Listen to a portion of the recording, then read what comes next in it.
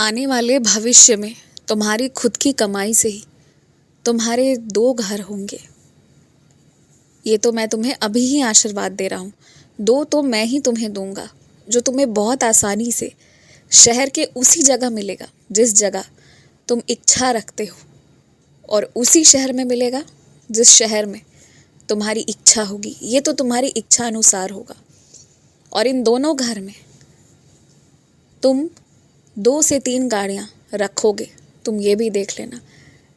अब मुझे पता है कि ये सांसारिक चीज़ें हैं, इस मोह से मुझे तुम्हें दूर रखना भी है, परंतु मुझे तुम्हें वो सब सुख भी देना है जिसके तुम बचपन से ही हकदार थे और तुम्हें मिल नहीं पाया था। मैं न्याय भी करूँगा, परंतु मैं तुम्हें आध्यात्म से आजीवन दूर नहीं जाने दूंगा। ये दोनों चीज़ें एक साथ होंगी। एक बात अब और जान लो तुम, ये जो 2 घरों की बात मैंने की ना, ये तो मैं तुम्हें दूंगा।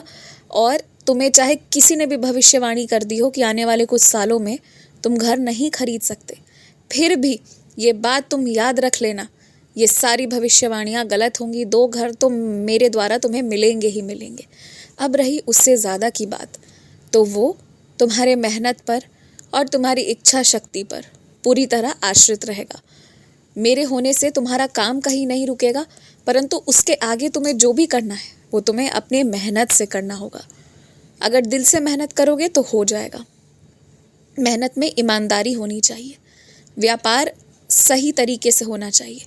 2 पैसे बनाने के लिए किसी का हक अगर नहीं लोगे, ईमानदारी से काम करोगे, तो और बाकी जो भी संपत्ति तुम अर्जित करना चाहते हो वो तुम कर पाओगे। बहुत दिन से मैंने देख लिया था तुम्हें कि तुम इस बात का बहुत तनाव ले रहे थे, और कहीं ना कहीं तुम मुझसे यही मांग रहे थे कि बाबा मुझे किसी के हिस्से का नहीं, मुझे मेरा चाहिए, मेरी मेहनत का, मेरे आशीर्वाद का। मुझे पता है तुम यही मांग रहे थे और यही चिंता थी तुम्हारे मन में, इसलिए आज मैं तुमसे खुलकर कह रहा हूँ, ताकि अब आज इस क्षण के बाद तुम इस बात की चिंता करना पूर्णतः बंद कर दो। मैं तुम्हारे फैसले से बहुत खुश हूँ कि तुमने एक अच्छे काम के लिए समर्थन दिया।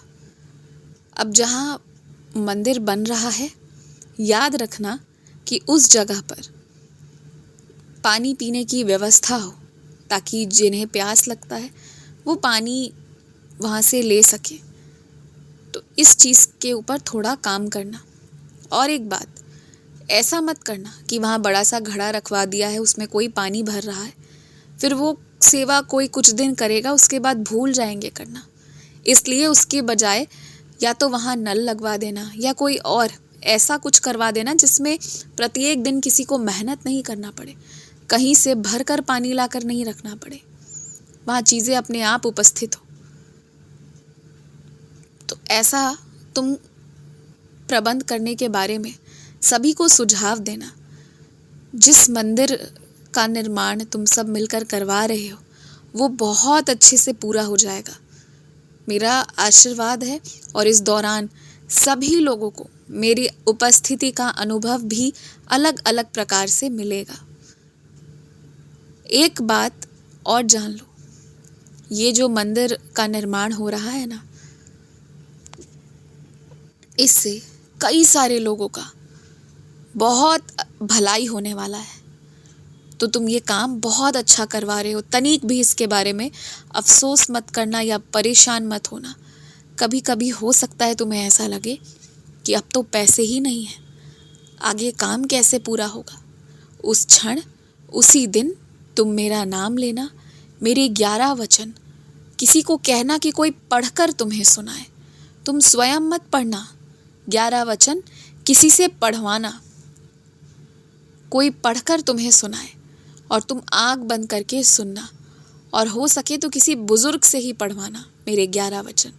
और जिस दौरान मेरे 11 वचन पढ़े जा रहे हो ना, उस दौरान आँख बंद कर लेना और बहुत ध्यान से सुनना।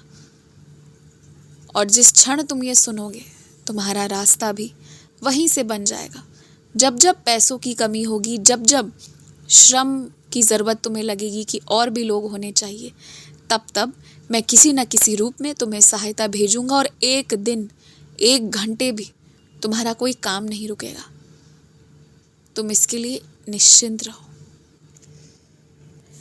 तुम अपने घर आए अतिथि के साथ इतना अच्छा बर्ताव किए हो, इतना अच्छा तुमने बर्ताव किया, इतने अच्छे तरीके से तुमने मेहमान नवाजी की है ना, कि ये बात उनके दिल में बस गई है और इसलिए वो तुम्हारे बारे में कभी भी गलत नहीं बोलेंगे। जो तुम्हें लेकर थोड़ा मन में डर है कि आज तक परिवार के ही लोग, कुछ लोग इतना गलत बोले हैं तो कहीं ऐसा फिर से ना हो, तो इस बार ऐसा नहीं होगा। परिवार में भी तरह तरह के लोग हैं। जब कोई किसी एक गलत व्यक्ति की बात सुनता है ना, तो कुछ वक्त उसका दिमाग भले बदल सकता है, लेकिन कुछ क्षण के बाद सबको सब कुछ समझ आ जाता है कि सही क्या है और गलत क्या है।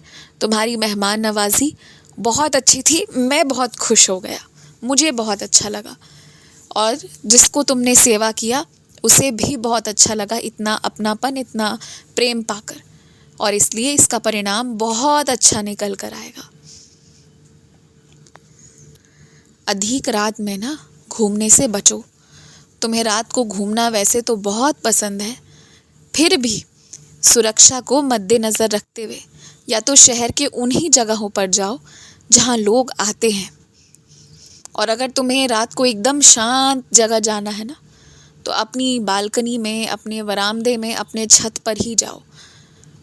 लेकिन ऐसी जगह जाने से बचो जहां तुम शांति के चक्कर में रात के सन्नाटे में पहुंच जाओ।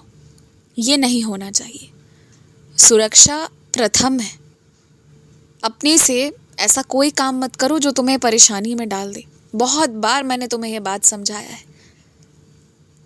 हाँ, तुम्हें रात पसंद है, रात को घूमना पसंद है, परंतु हर एक शहर में हर एक चीज़ करना उचित नहीं होता है। ये तुम्हारा पसंद है पर तुम्हारी आवश्यकता नहीं है, और जो चीज़ इतना आवश्यक ना हो वहाँ पर थोड़ा सा इंसान को संयमी बनना पड़ता है, और तुम्हें बनना चाहिए। मेरे आदेश का पालन करना। और एक बात सुनो, तुम्हारे घर पर तुम जितने भी लोगों को रखे हो ना काम पर, उन लोगों से जितनी भी बातें करो अच्छे से बात करो, प्रेम से बात करो। और अगर तुम्हें सबको ये समझाना है ना कि वो अपने तरीके से रहे, एक तौर तरीके से काम करे, तो तुम भी उनके साथ तौर तरीके से पेश आओ, और जिस वक्त वो गलती करते हैं ना, उसी वक्त उन्हें टोक दो। बाद में 2 दिन बाद, 4 दिन बाद, 1 हफ्ते बाद बताने से उन्हें समझ नहीं आएगा।